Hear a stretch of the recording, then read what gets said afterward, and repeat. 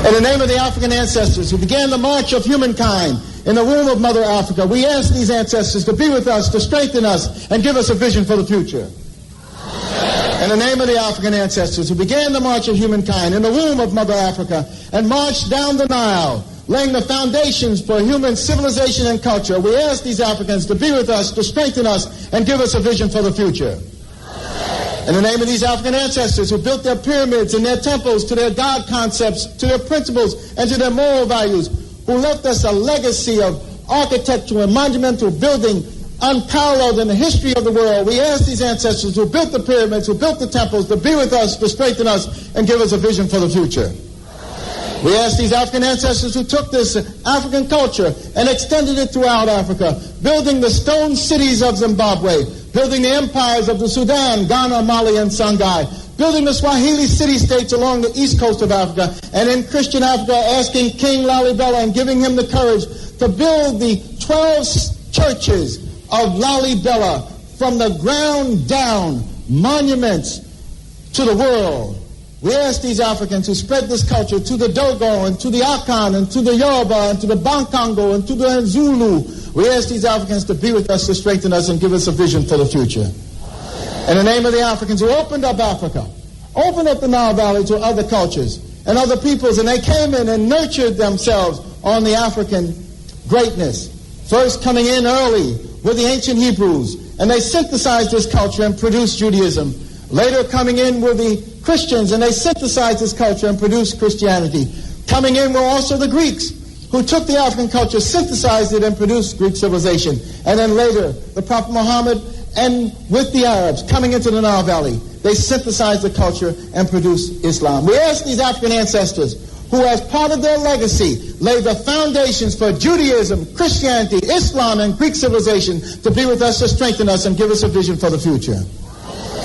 We ask those African ancestors pulled out of Africa, taken to the hells of North America, South America, the Caribbean, made of African humanity in their hearts and in their minds, and who left us this enormous legacy of struggle. We ask those Africans who resisted enslavement in the villages of Africa, who resisted enslavement in the shores of Africa, who resisted enslavement in those forts and dungeons, who resisted enslavement in the holds of those ships, who resisted enslavement when they arrived on these shores in the New World. We ask these Africans who ran into the highlands of northeast Brazil and established for 100 years the first free republic in the Americas, the Republic of Palmares, and their last great leader, Zumbi, who speared and sacrificed. We ask these Africans who replicated the Brazilian experience and went into the highlands of Jamaica and became the maroon-free communities. We ask these Africans who went into the backwoods of the Guyanas and Suriname and created free republic of the Suramaka and the Ajuka. We ask these Africans who went into the backwoods of Georgia and the swamps of Florida and moved with the Seminole Indians and resisted oppression. We ask these Africans who left us a legacy of struggle and resistance, the likes of which no one in the world has, to be with us, to strengthen us, and give us a vision for the future. We ask these Africans who created and laid for us a foundation of struggle and resistance that was passed on generation after generation, that was passed on to Harriet Tubman, who fought her way out of enslavement and became a symbol of freedom for all of us. Similarly, Frederick Douglass and hundreds of thousands of others fought their way out of enslavement. We asked those Africans who went with Boukman, Dessalines, to create the greatest revolutionary experience in the history of the world, the Haitian Revolution, leaving us a legacy, the likes of which no one else has had. We ask these Africans to be with us, to strengthen us, and give us a vision for the future. Let us start our class with a prayer.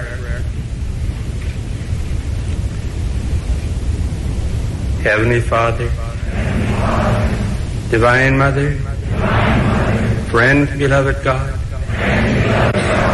Jesus Christ, Bhagavan Krishna, Mahavatar Babaji, Lari Mahashai, Swami Shri Yukteswarji,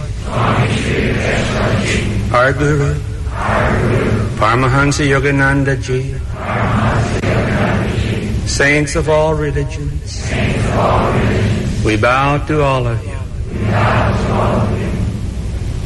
Heavenly Father, Divine Mother, great Gurus, receive our love, receive our desire to love you more, to attune our hearts and minds with your great presence. Om. Peace.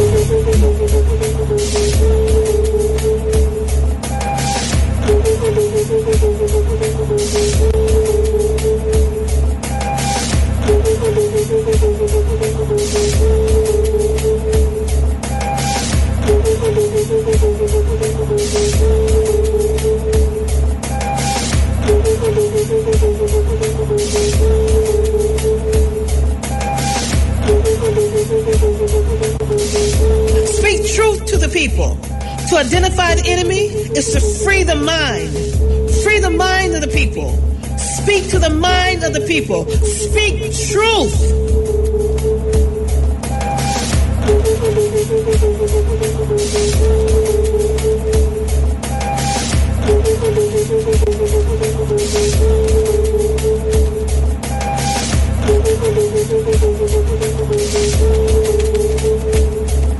Hide nothing from the masses of the people. Tell no lies. Expose lies whenever they are told. Mask no difficulties, mistakes, failures. Claim no easy victory.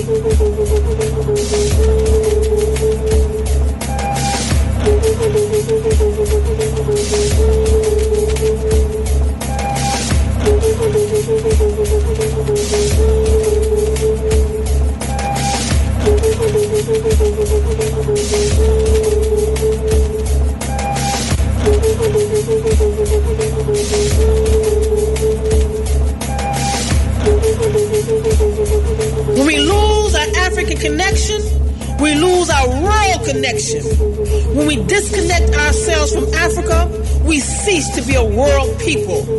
Without the African connection, we are a disjointed people, begging for the entry into somebody else's house.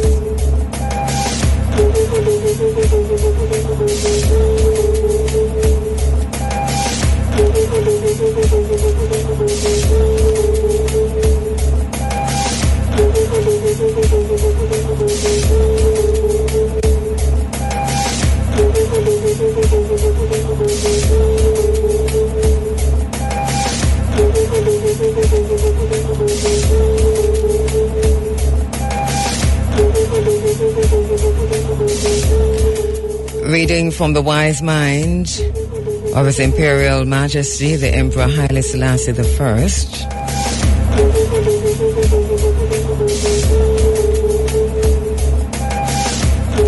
On international relations. Apart from the kingdom of the Lord, there is not on this earth any nation that is superior to any other. The perpetuation of the status quo will not, in the long run, serve even the narrow interests of the few, and it will inevitably prove disastrous to the world economic situation. It is therefore to be ardently hoped that the governments of the economically advanced countries will rise to this challenge and join in a concerted effort to alleviate the world's economic ills, which are but the root and cause of many other international problems. Many learned men have on various occasions sought to abolish war and establish an everlasting peace. Treaties have been signed and organizations formed to achieve this goal, but because they lacked guarantees, these efforts uniformly failed. And to gain their ends, countries even resorted to the production and use of a poison gas. Now, nations are producing weapons which not only constitute a terrible danger to those against whom they might be used, but in fact could mean the end of mankind. And again, there are no guarantees. If these awful weapons are used, who will bear the responsibility? If a man has not sought out the protection of God, as well as prepared himself for self-protection, the havoc and ruin that can be brought down upon the race of human beings is beyond the bounds of imagination. Global peace and security can only be permanently secured if all peoples of the world pool their resources toward the complete eradication of man's common enemies, ignorance, hunger, and disease. Small nations ought to refrain from making themselves tools for igniting friction between the great powers. We must work together to end little wars which are consuming the energies of the small nations and decimating our people. Today, the great powers should also wake up to the realization of the fact that the key to their destiny and future happiness does not lie in their own hands alone. There is no peace without cooperation.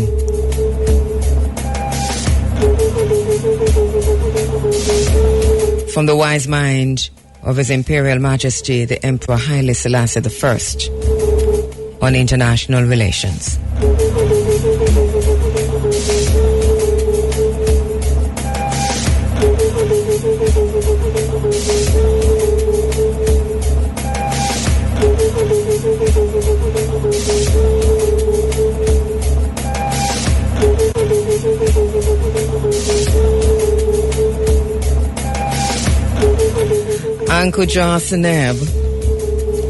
Ankh Ujar Seneb, life, prosperity, and health to you. I now pay tribute to my ancestors. Blessed are those who forge ahead to make way for others to follow. Paying tribute to my ancestors upon whose shoulders I stand. I am not African because I was born in Africa. I am African because Africa was born in me. We are Africans, not because we were born in Africa. We are Africans because Africa was born in us. Blessed are those who forge ahead to make way for others to follow. My ancestors upon whose shoulders I stand. Imhotep, Father of Medicine, Prince of Peace, and the first Christ. Hatshepsut, the greatest female ruler of all times. Tutmosis III, mightiest conqueror and administrator, who won supreme power not only in Egypt, but in the known world. Akhenaten, the first Messiah and most remarkable of the pharaohs. Lukman, a coal-black Ethiopian with woolly hair. The 31st chapter of the Quran is named after him. Aesop, inspirer of the world's greatest minds. Makeda, Queen of Sheba. Pianki, King of Ethiopia and conqueror of Egypt. Hannibal, father of military strategy. Blessed are those who forge ahead to make way for others to follow. Abraha, Emperor of Ethiopia, whose adoption of Christianity changed the face of the world. Kafur the Magnificent, who rose from the depths of degradation to the heights of power to become Lord of Egypt. Blessed are those who forge ahead to make way for others to follow. Mwalimu Marcus Messiah Garvey, the father of Pan-Africanism. I am African not because I was born in Africa. I am African because Africa was born in me. Peace be unto you, brothers and sisters.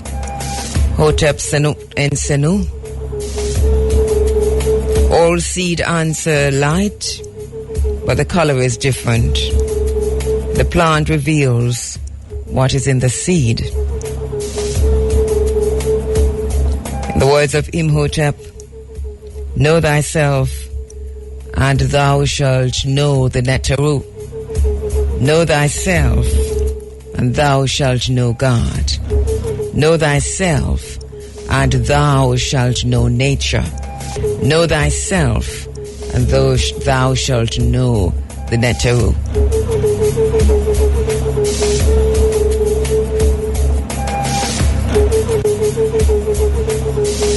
The wisdom of the Kemeu.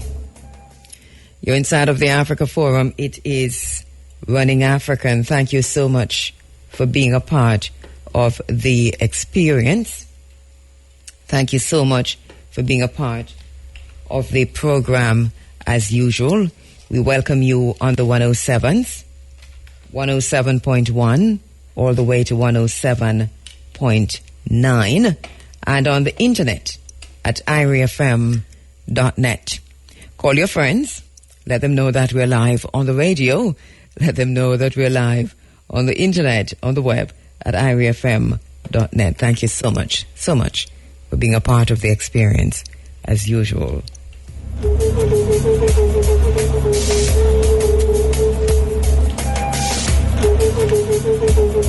We have a right to a Pan-African opinion, and we say that without apology. Maybe you need to repeat after me. I have a right to a Pan-African opinion. Truth is the foundation of justice. Truth is the foundation of justice. The bottom line is that truth is the foundation of justice. Truth is the foundation of a just society. Truth and the right to truth regarding gross human rights violations help to conditions or to create conditions for peace and a hopeful future. Truth is the foundation of justice. We understand that. We start with the first truths about who we are. Know thyself and thou shalt know the Neteru. Know thyself and thou shalt know God. But when your God and your Savior look like your master and your enslaver, you become the principal agent in your destruction. In the words of Dr. Yosef Ben Yakanan. Those are some serious words that we're paying careful attention. Careful attention.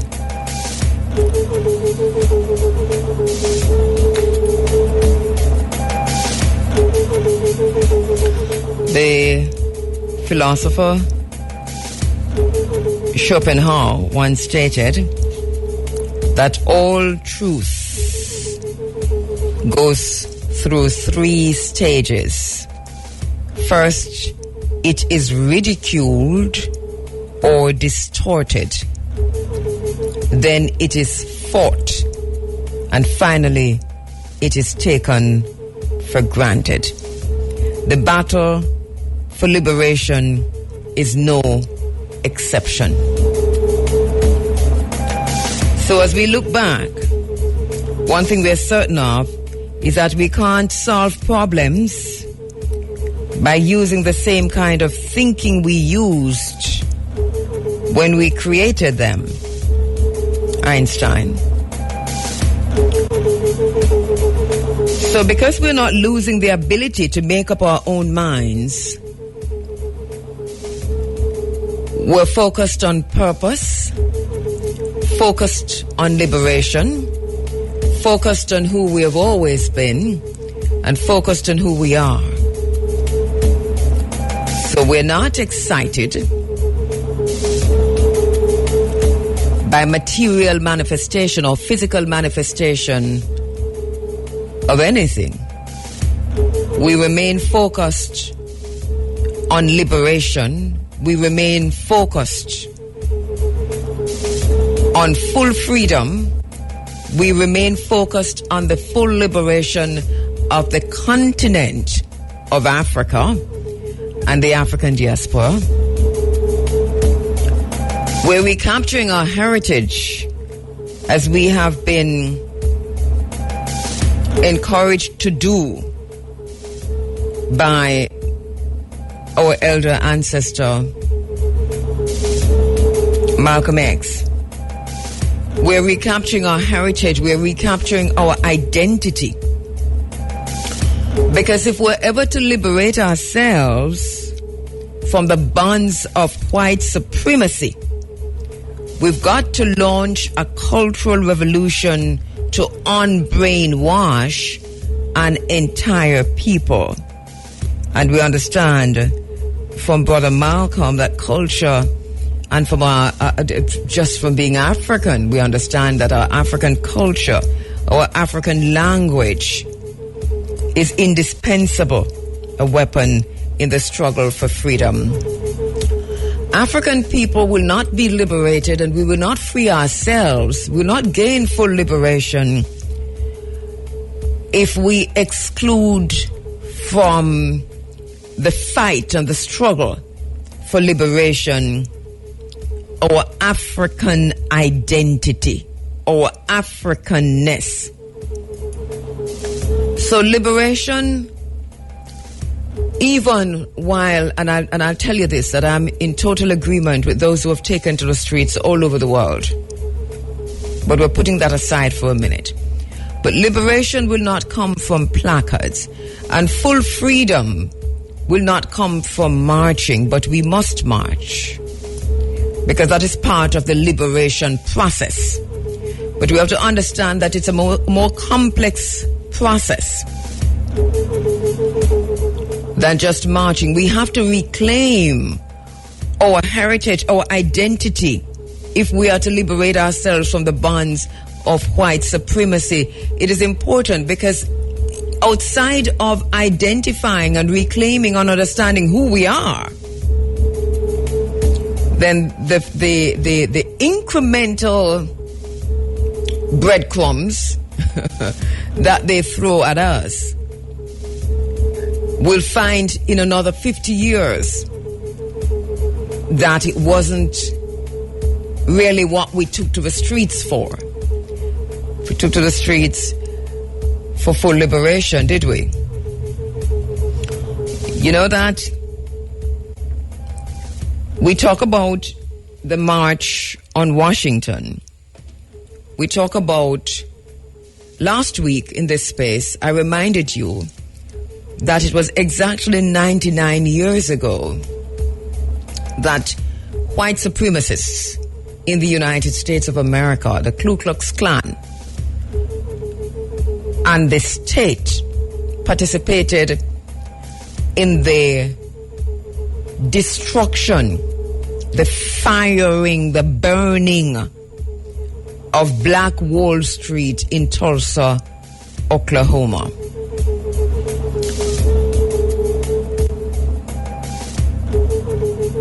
We heard just recently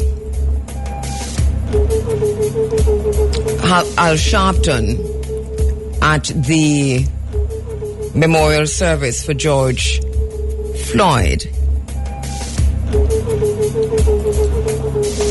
announcing another march on Washington. Dr. Martin Luther King led the march on Washington.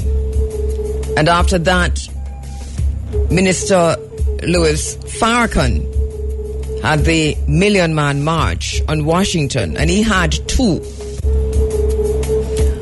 The first march on Washington, led by Minister Louis Farrakhan, obviously over 1 million people. Many Jamaicans, African Jamaicans, participated in that march. Many went, and we were happy to do so. I participated in the second one. As a matter of fact, I covered the second march by Minister Louis Farrakhan on Washington. But nearly 50 years before the march on Washington, led by Dr. Martin Luther King, African Americans took to the streets of New York to protest racial inequality. It was Saturday, July 28, 1 p.m., that a group of between 8,000 and 10,000 African American men, women, and children began marching through the streets of Midtown Manhattan. And that became one of the first civil rights protests in American history. That was nearly 50 years before the March on Washington that we talk about. Those brothers and sisters who took to the streets of Manhattan, July 28, 1917, It was a silent march, with the exception of the sound of the drums as they moved down Fifth Avenue. They marched in silence. They were mourning those who were killed in a wave of anti-African American violence that had swept across the nation nearly 50 years before the March on Washington. The year before our brothers and sisters marched in Manhattan, July 28, 1917, in 1916, there were two notorious lynching attacks, and they had made the headlines. One was in Waco, Texas, where 10,000 people had gathered to watch a black man hung. 10,000 people had gathered to watch the lynching of a black man in 1916 in Waco, Texas. And there was another in Tennessee, and that drew a crowd of 5,000 people who had gathered to watch another black man lynched. And even more shocking were the race riots that broke out in East St. Louis, Illinois, in the spring and summer of 1917. And so that racial tensions in the city had been rising for years before our brothers and sisters took to the street in 1917. There were waves of southern black people fleeing the Jim Crow South. They were traveling to industrial cities in the North. They were in search of better living conditions. They were in search of employment opportunities. And if you look up the Great Migration, just Google that while you're up. Just look up the Great Migration and you'll get more information, because it is known that movement of African Americans from the Jim Crow South traveling up to the North for better jobs, better employment opportunities, better living conditions. That movement is called the Great Migration. It happened over many years. Why are we talking about this? We're talking about this to contextualize what our brother, elder ancestor Malcolm X says, that if we're to liberate ourselves from the bonds of white supremacy, we must launch a cultural revolution to unbrainwash an entire people. So we have to begin with ourselves. Remember that.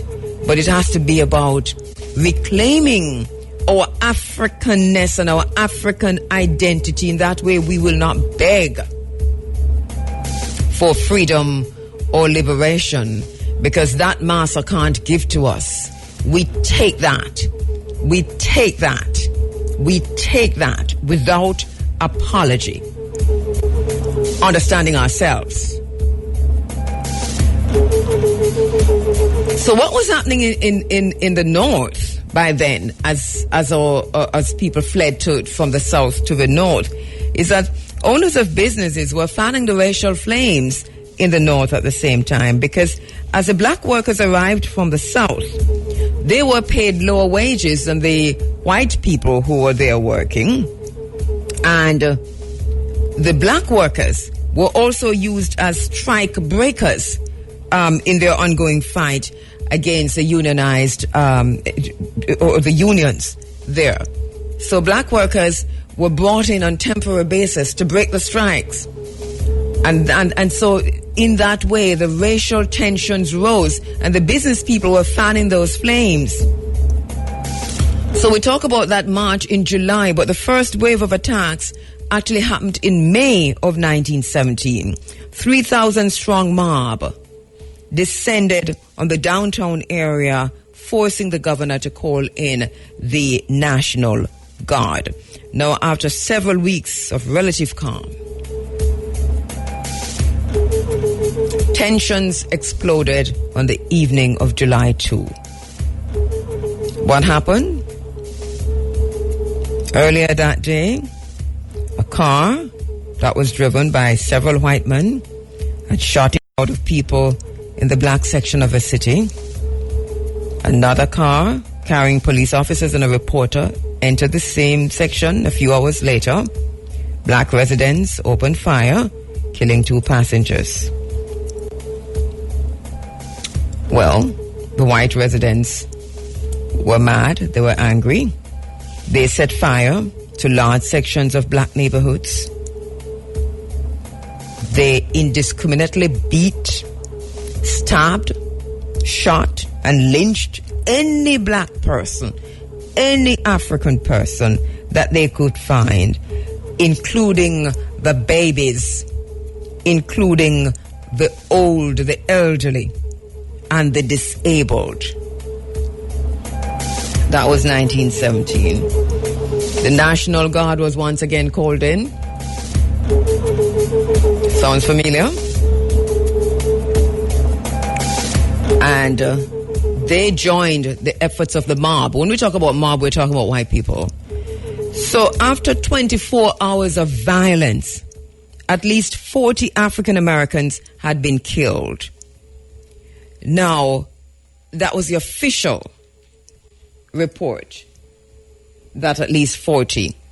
Those who have revisited that moment have said it's more likely 200 black people were killed by this mob. 6,000 African Americans, black residents, were left homeless. And property damage amounted to 7 million in today's monies.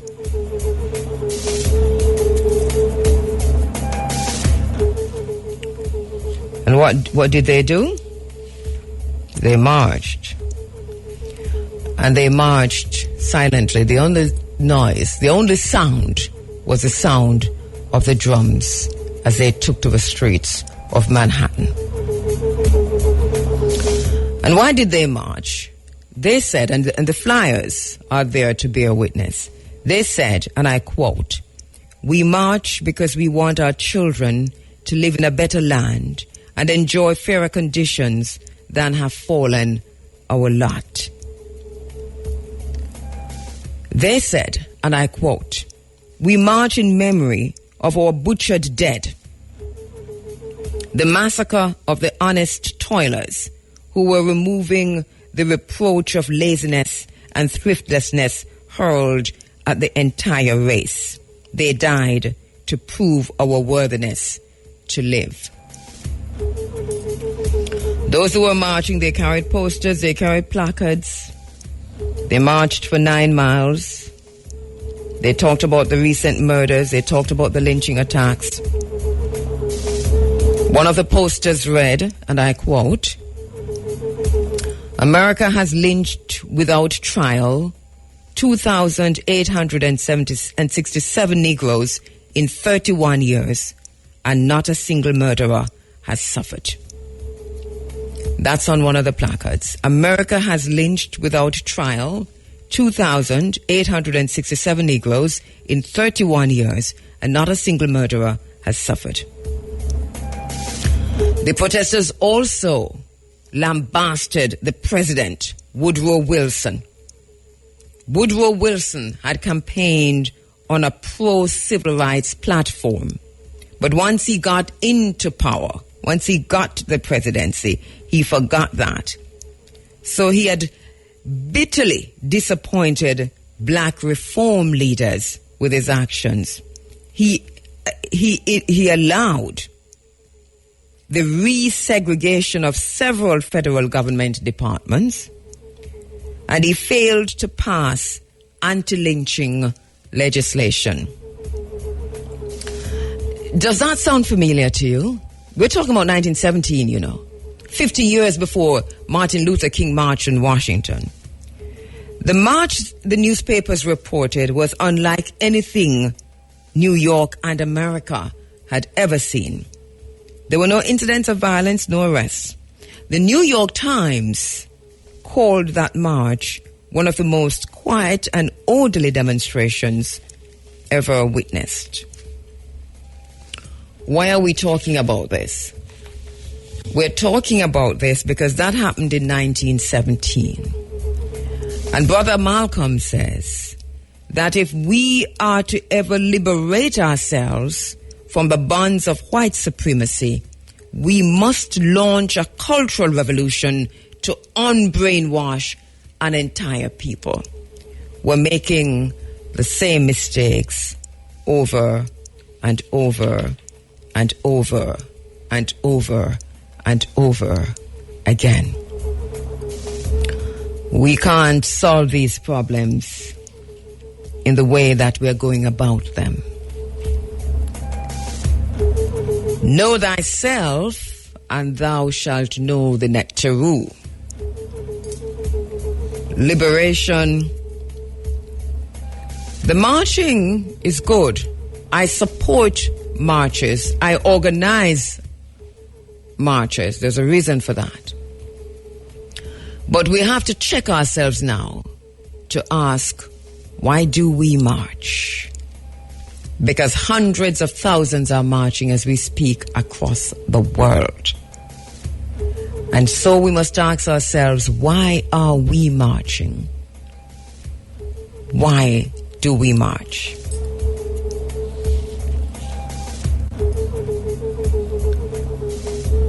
This morning, we're going to be talking about a few things. Because if it is that we want to build a different social order,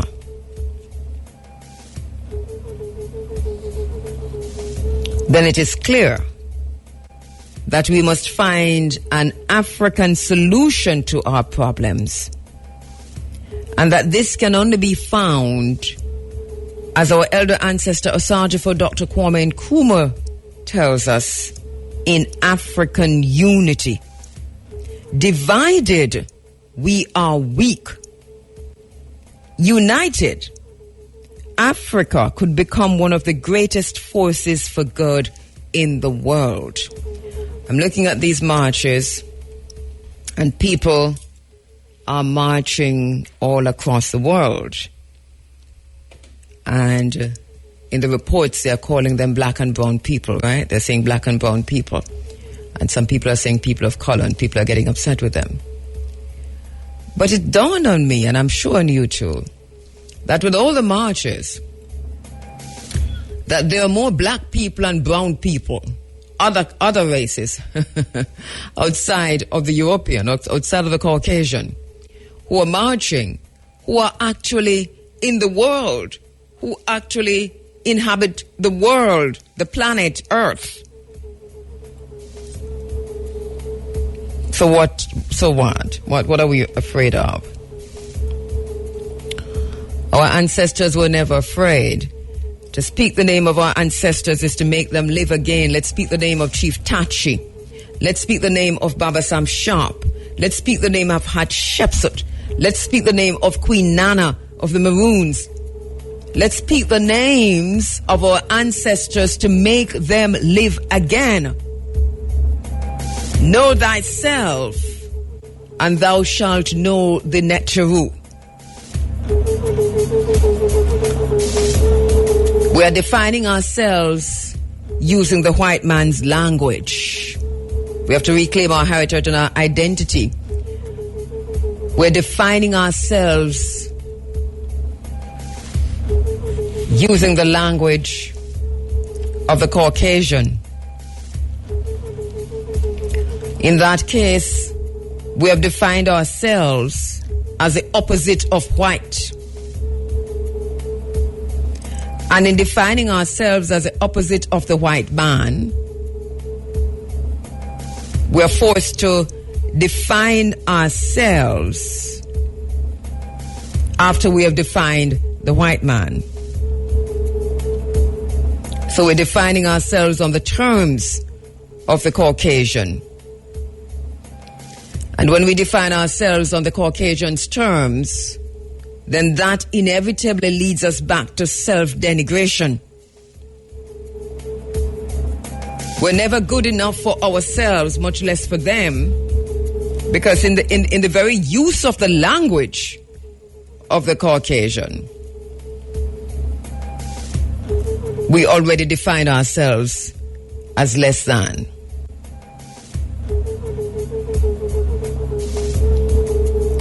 Frantz Fanon reminds us that language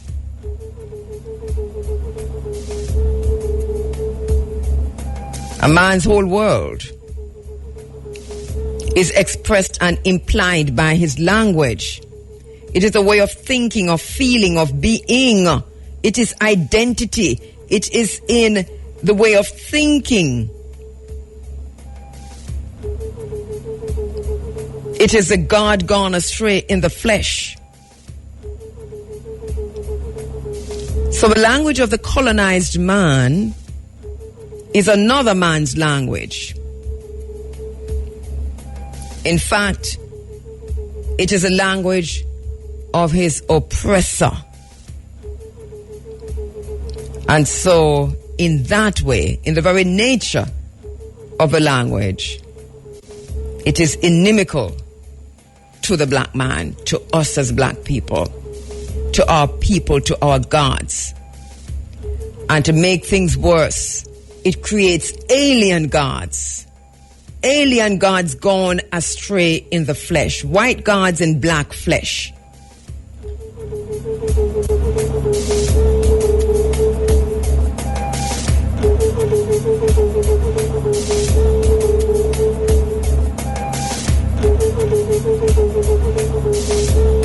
How do we express our intentions? How do we express ourselves? How do we define ourselves? Using the white man's language, using the white man's curriculum. How do we express our thoughts and our memories?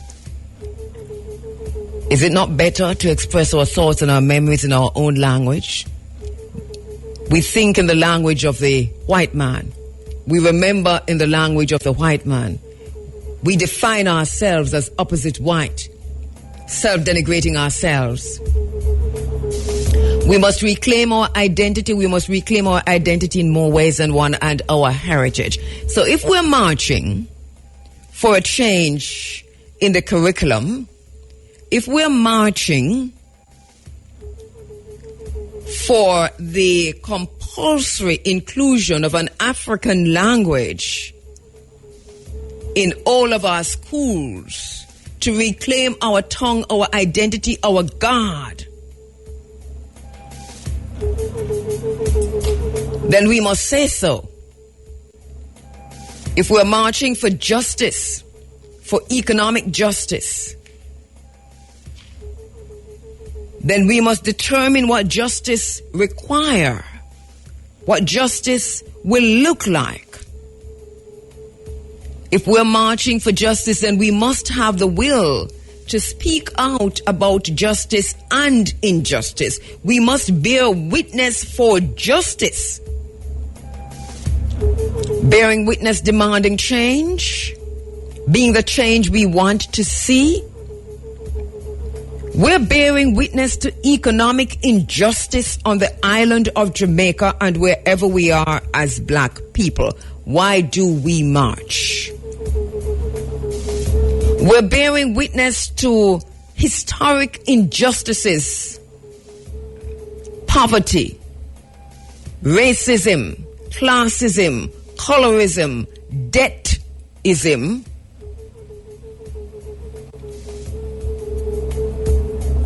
Why do we march? What does justice require? We're bearing witness to the despicable legacies of slavery and colonialism. Why do we march?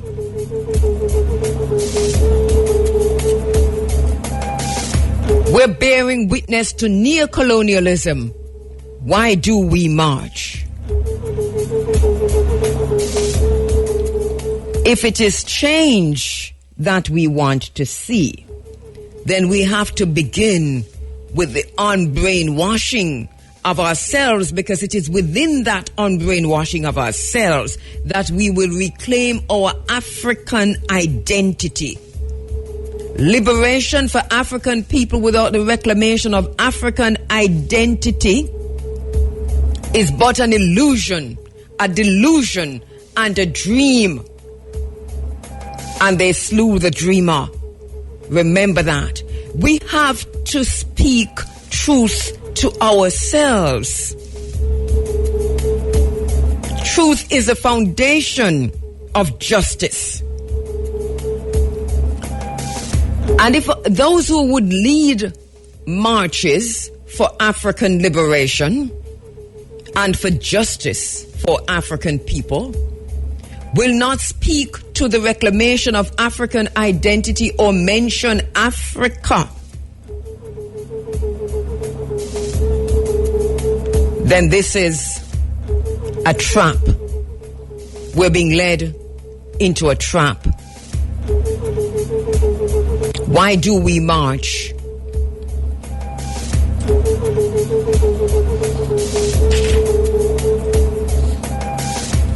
We've used their definition of ourselves to disconnect from our consciousness, as Mariba Ani reminds us. They knew even as we slept that our spirit was more powerful than their white death. We are awakening, announcing ourselves, self-determining with Nubian will, crystal vision, shaping a new reality, ancient genius rediscovered, balancing the scales, restoring spirit to matter, the whole completed, made cosmic again.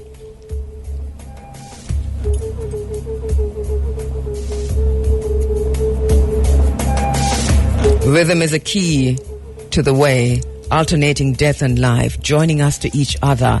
We are the healers. The victory is ours. We call upon Unyame, Oludumare, and Amma, invoking the Nama power of blackness carried in the genes of race memory.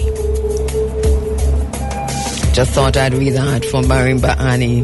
It fits very well in what we're talking about. So we've got to break the cycle of mental control. If we're marching for justice, then we must demand land, because he or she who holds the land holds economic power. If we're marching for justice, then we must decolonize education in Jamaica and wherever we are. We must decolonize the school curriculum. And if we're marching for justice, then we must demand a government policy on the decolonization of the school curriculum in Jamaica,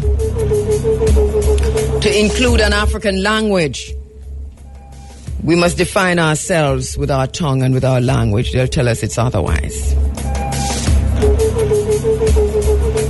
As Molamu Marcus Messiah Garvey reminds us, we're always trying to look beyond the present by calling upon our past experience when we're looking to the future. We can't go into this without looking at the past. We must Sankofa. Why are we marching?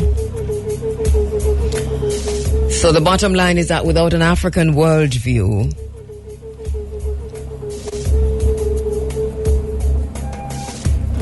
we're already doomed.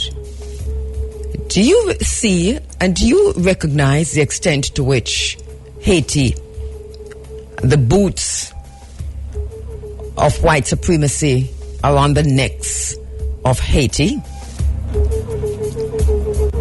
Because if you look at the Bookman's invocation to the Haitian Revolution, you recognize that when we're leaving out to march, we should read Bookman's invocation. We don't have to remake the wheel, redesign the wheel.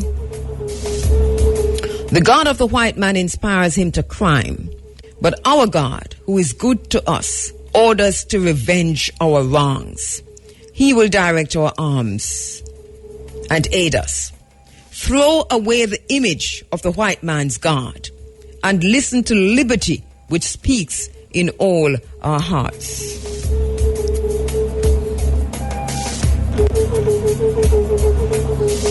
His Imperial Majesty, the Emperor Haile Selassie, reminds us of the people without a nation that they can really call their own is a people without a soul.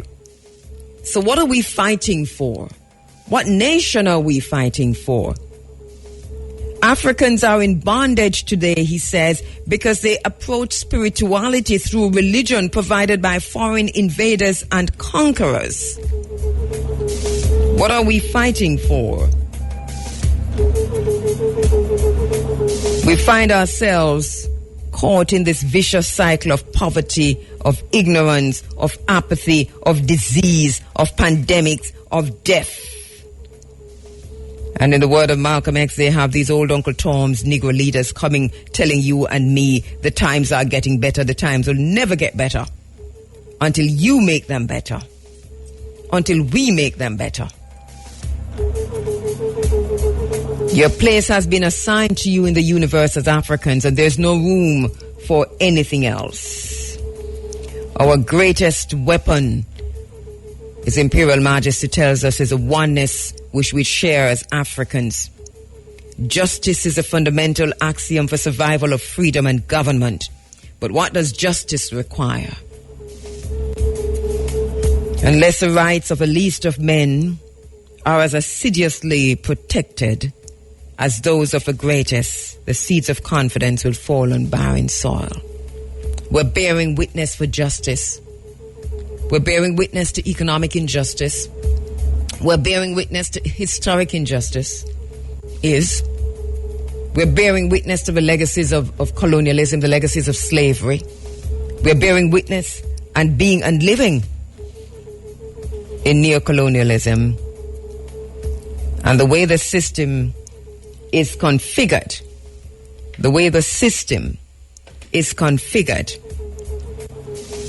it is one of detachment. The aim of a system is to keep silenced people from asking questions, to keep the judged from judging, to keep solitary people from joining together, and to keep the soul from putting together its pieces.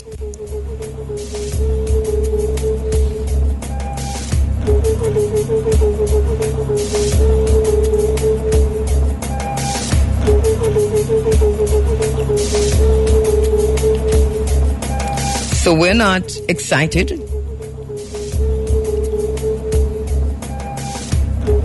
Because we haven't heard yet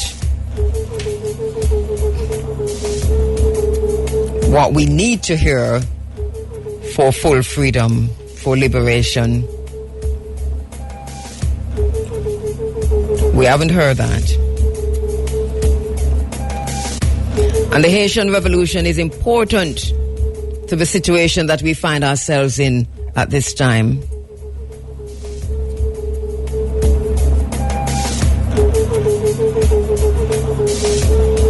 We're talking about black power.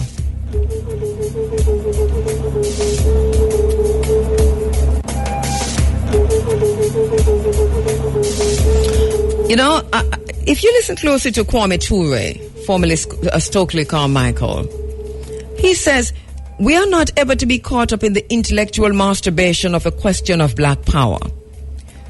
We were never fighting for the right to integrate. We were fighting against white supremacy. That fight is ongoing. But we have to be careful, because those who would lead these massive marches and a call for another march on Washington are fighting for the right to integrate. But in a little while, we'll be speaking with Professor Oba Tishaka, who has written about the integration trap, the generation gap.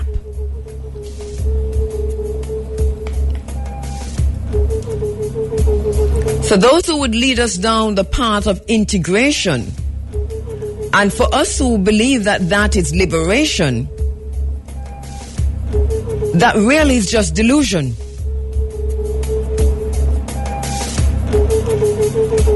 We've got to understand that. So if it is that we're naming it economic justice, if we're naming political justice, if we're talking about social justice, then we need to take them out singularly, put them aside, and bullet point what they each will look like, and demand that. We can't just be walking aimlessly with placards talking about justice for George, Floyd, or for anyone who was brutally slain by the system, because while justice is needed for them, it's not the arrest of 4 police officers or any police officer for that matter, whether here in Barbados, in Jamaica, in Ghana, in Nigeria, in Venezuela, in Brazil. It's not the arrest of any police officer that is going to bring liberation or even justice for that matter. And it's not even the conviction will bring about justice or liberation or full freedom. Our problem is systemic. It's structural violence, structural racism, structural classism. The system is set that way for us to take to the streets when we are upset about what they have done. But then, as is with the march on Manhattan, 50 years before the march on Washington, and how many years before the march again, the Million Man March, and how many years before the 10,000 Man March. And once again we're calling for another march. That the system is set to absorb these marches and to return to injustice and oppression and enslavement once the marches have died down. So this time,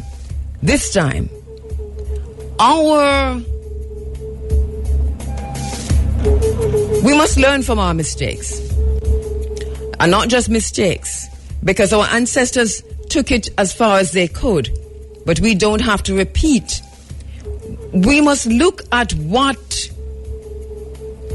is left to be done, what was not done. Why are we still not fully liberated, even with the wars for emancipation and so-called political independence? Why is there still no reparations and no repatriation? Why are little children still singing about Africa, the dark continent? Why are we still trapped in aid debts? There's a lot to talk about. Let me tell you what we've got coming in the program this morning.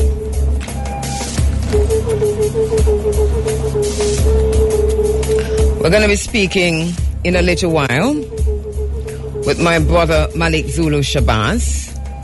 He's National President of Black Lawyers for Justice. He's a former national chairman of the New Black Panther Party. He lectured and taught at prestigious colleges such as Georgetown University, Howard University, Carnegie Mellon University, the University of London, Morehouse College, and many others. He was awarded the prestigious Young Lawyer of the Year award by the National Bar Association. And Dr. Shabazz has an extensive track record in servicing and operating programs for at-risk youth who have run afoul of the criminal justice system or may have been abused and neglected. He's going to be talking to us about racial injustice, those protests again across the world. Outrage against an unjust justice system is the title of this program this morning. Outrage against an unjust justice system. Pan-African attorney at law Bert Samuels will join me at 7:30 or thereabouts, and we'll talk a little bit about our own particular situation here on the ground in Jamaica. And then the holistic thinking of Imhotep. Professor Patton Duncan Sabo Ma'at will be joining me on the phone lines. Professor Patton Duncan is a teacher, tutor, mentor of mathematics and physics for 25 years at both the secondary and tertiary levels. He has over 25 years in research, teaching, publication, and curriculum development in mathematics, physics, and logic. He has advanced degrees in physics, quantum theory, and scientific methodology. As an educator, he developed extensive skills in written, oral communication, and time management and project management. His professional background includes training and extensive collaboration in planning, management, recruitment, hiring, and training of staff, promotion, presentations, and workshops. He has provided reviews, research, analysis, and production of reports and proposals, utilizing scientific data gathering, statistical analysis and mathematical modeling of processes to provide the support to decision making and planning at institutional and interdepartmental levels. And later on, the integration trap, the generation gap. Dr. Oba Tishaka